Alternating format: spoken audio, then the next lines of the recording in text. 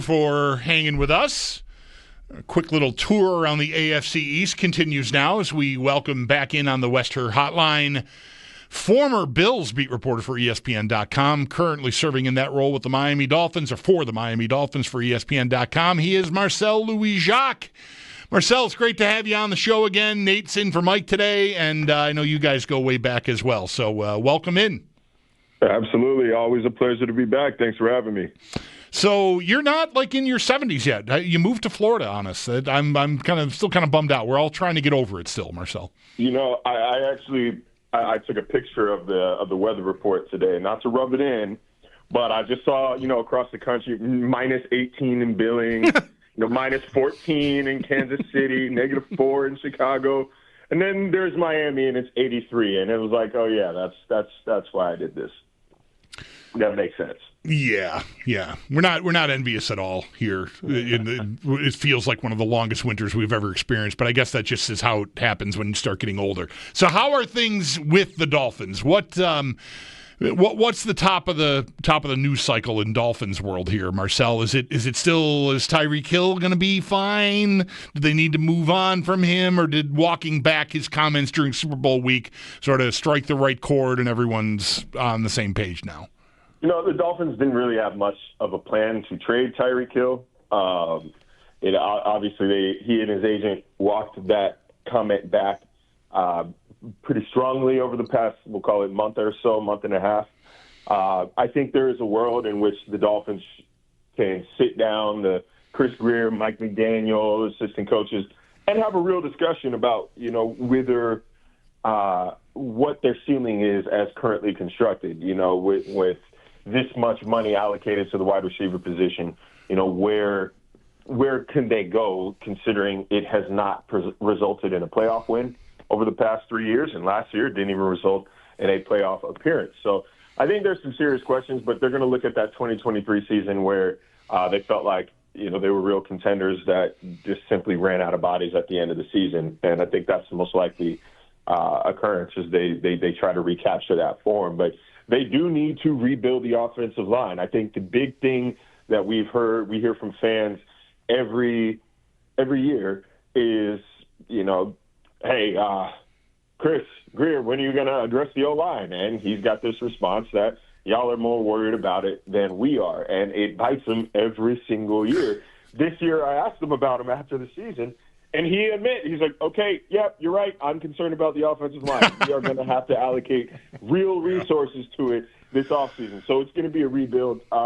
If Teron Armstead comes back, which is, it sounds like that's his plan, they should return 3 starters with him, Aaron Brewer and Austin Jackson, who's coming off a pretty significant knee injury. I think it was a torn meniscus or MCL, one of the two. But it was significant enough that, no questions asked, he was out for the season.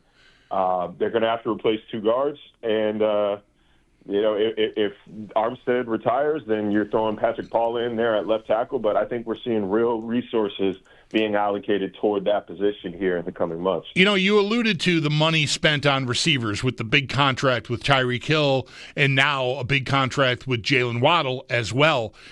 I never thought they'd sign Waddle. In fact, I thought if they signed Waddle, that would mean they were going to trade Tyreek Hill. And Nate and I just talked about this in the first hour of our show today here in Buffalo, Marcel, like what the Bengals are going through with Higgins, and they're going to franchise him and try to work out a long-term deal. And they still, of course, have to sign the best receiver in football, or certainly one of the very best receivers in football, in Jamar Chase. And that just seems like a lot of resources to tie up with 2 franchise-caliber receivers. Miami's a year into it. Do you think there's buyer's remorse there? Like you said, they got to sort of assess where they're at.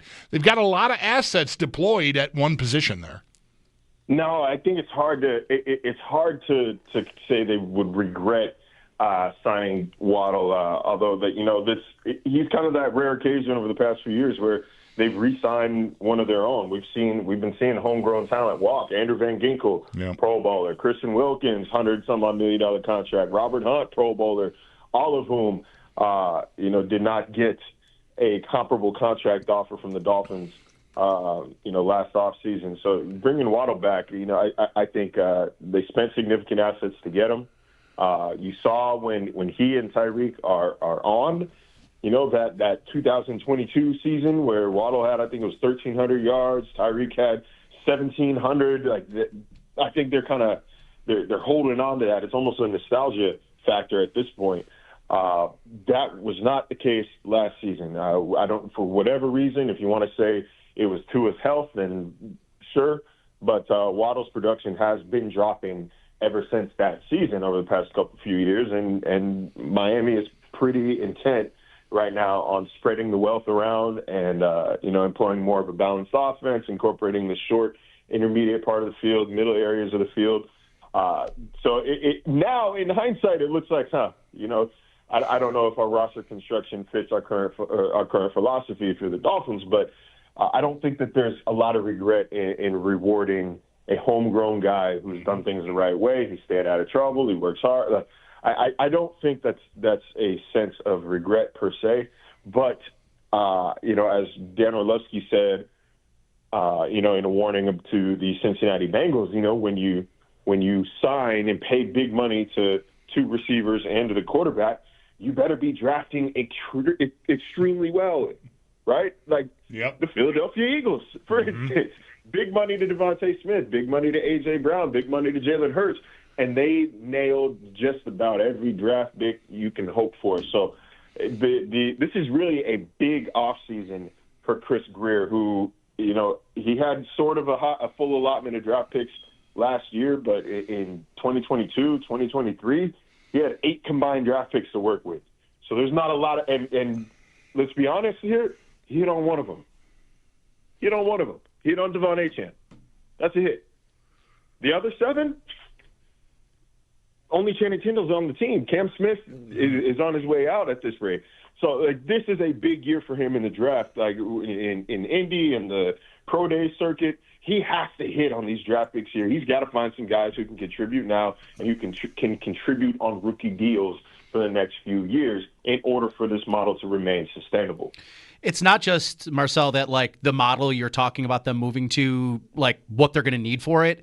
I look at just the overall salary cap this year in 2025 for the Dolphins, and it's one of the more top-heavy rosters that I have ever seen in the league.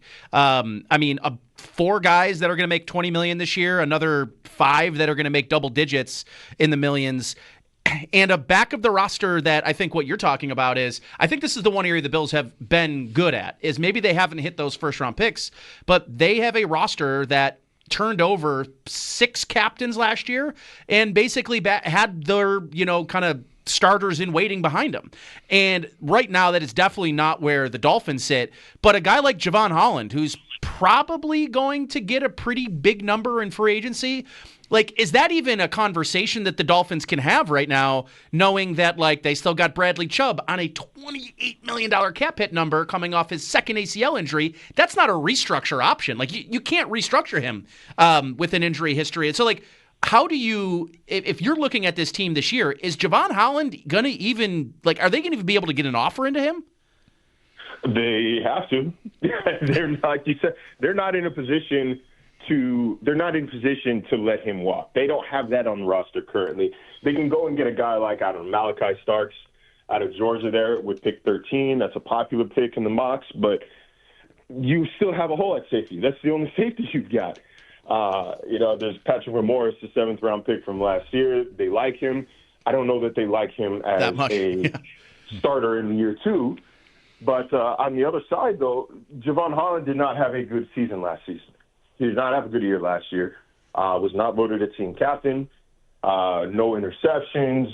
This would be, Anthony Reaver's going to stay put, so he's got back-to-back coordinators now, but did not mesh with Boyer at first, did not really mesh with Vic Fangio's system. Pretty publicly kicked a pile of rocks in his hands after Vic Fangio parted ways from Miami. Very thinly veiled, if thin at all, just not veiled. There are some, it's not like it's a much of a slam dunk as we thought it was going to be after that 2021 rookie season when he was on pace to be, a top 5 safety in the league. And I'm not saying he's not one of the better safeties in the NFL, but I do think this past year, and maybe a little bit in 2023, he played his way out of market setting money. I know that they have offered him, last year, and they weren't able to agree. They agreed to table it. I don't think he's a franchise tag candidate, so I wouldn't say that that's on the table. But I think both sides have a little bit of leverage here where, if cool heads prevail and they look at this objectively, that I'm sure that they can find a number. But, I don't think Holland's play recently warrants high-end money, market-setting money. And I don't think that the Dolphins roster construction warrants lowballing the one legitimate safety that they have. So, again, both sides are coming to the table, right? With their hands tied behind their back, or at least one hand tied behind their back. Let's hope, for their sake, that they can use the other one to shake and find an agreement. Marcel Louis-Jacques, ESPN.com, on the Dolphins here on WGR for just a couple of more minutes with us. How is Mike McDaniel being viewed now? It felt like from our distance here, Marcel, like a rough ride for him this past year. Of course, the quarterback gets hurt, and that is going to provide a unique set of challenges, of course. But his inability to get much of anything done on offense without him in a league where the Browns last year played 6 quarterbacks and made the playoffs. Kevin O'Connell gets his rookie hurt in training camp, and here comes Sam Darnold, and look, Sam Darnold suddenly looks like a franchise quarterback again. Some coaches have gotten credit for working very effectively with backups, and McDaniel just could not find his way without Tua. How much, if at all, does that stick to him moving forward? Yeah, I think it definitely bothers him, and I think there was there's a little bit of, what's the word I'm looking for here? Almost like not ego, but Skylar Thompson was his guy. Drafted him in the 7th round. They threw him into the fire as a rookie. He almost went up to Buffalo, beat the Bills in a playoff game. Maybe a missed. A drop pass, a couple drop passes away from making things really scary for Buffalo, I think. But he just simply did not get the reps as in year 2. Matter of fact, he didn't play at all in year 2. And while I understand their logic in saying, he took more walkthrough reps than anybody, unfortunately, for a guy whose number one issue was his processing speed, doing things at a walkthrough pace repeatedly doesn't really help you that much.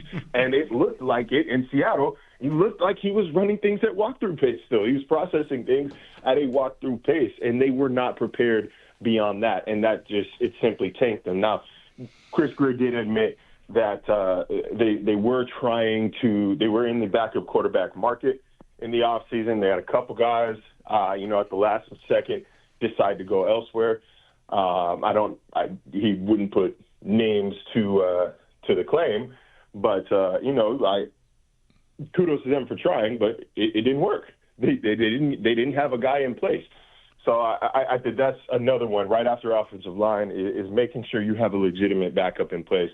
Tyler Huntley dazzled against the Cleveland Browns and then fell flat against the New York Jets in a must-win game the next week. And I think he had more instances of being disappointing than he did popping. So I don't think that he did enough to warrant getting the job next year, kind of handed to him. It's not his job to lose at the very least. He could still probably go win it.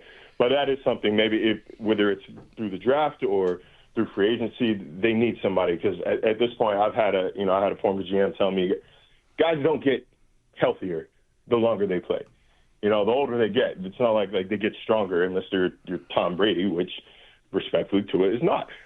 And at this point in his career, Tua has missed games to the extent that you need a high-level backup in the event, the unfortunately likely event, that he misses a couple games. So that is, again, right under offensive line, adding a legit backup quarterback is priority number 2. Hubris was the word I was looking for. Yeah, I thought so. I didn't want to jump on you. We don't know each other that well, but I thought hubris was where you were going. I was like talking myself around a dictionary. I did 2 things at once right there. Man. I don't think people have realized how impressive that was. 2 different places, that entire segment. You were just talking, but really trying to search the annals of your brain to figure out what that word was. Everything made sense, Marcel, just so you know. Welcome to radio, Marcel. That is autopilot for you, man. Hey, I got one more before we let you go. A quick one. I mentioned earlier Bradley Chubb.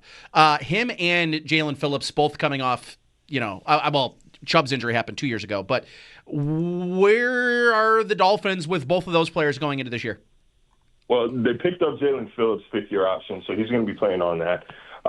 Bradley Chubb was at a place where he was not healed enough to play and force somebody out at the end of the season, because, you can't just bring somebody back. Somebody else has to go.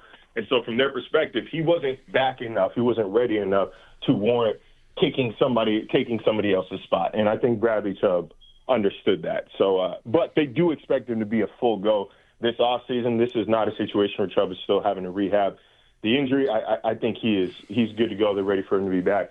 Jalen Phillips is already freaking running, dude. So, he wants to be back by training camp. That much I could tell you. Whether he will be, different story. Team's obviously going to have to protect him from himself to an extent as well. But they expect both these guys to be available. And then Chop Robinson, who, look, man, I love a good victory lap just as much as the next guy, so I'm going to take one here. Dolphins fans were so disappointed by this kid based on his first 4 weeks. And I told people, just be patient. The light is starting to come on. He's not finishing, but he's getting there, and that's something that we saw a lot from Jalen Phillips, too. That's the next best thing. Sacks aren't the full story. And then the sacks started to come. The pressures started to come. The tackles for loss remained. The QB hits remain. The guy looks like a future star, especially with that explosive first step. So if he continues to build, he continues to take a step forward, this could be, and a lot of ifs here, but Chubb and Phillips returning to full health, especially in Chubb's case after, this is almost a year and a half, 2 years off. They could have a formidable three-man pass rush. Yeah, I agree with you on Chop Robinson. He as the year went on, he became more and more of a force, and I think is someone certainly that we're going to be keeping our eyes on here a couple times a year. Marcel, thanks a lot for this. It's great to catch up, appreciate and all the best, and hopefully we get a chance to visit again sometime over the summer. Absolutely, man. Y'all know where to find me. Appreciate you having me on. There's Marcel Louis-Jacques, ESPN.com Dolphins beat guy. Spent a couple of years here in Buffalo covering the Bills for the same outfit. Nice to catch up with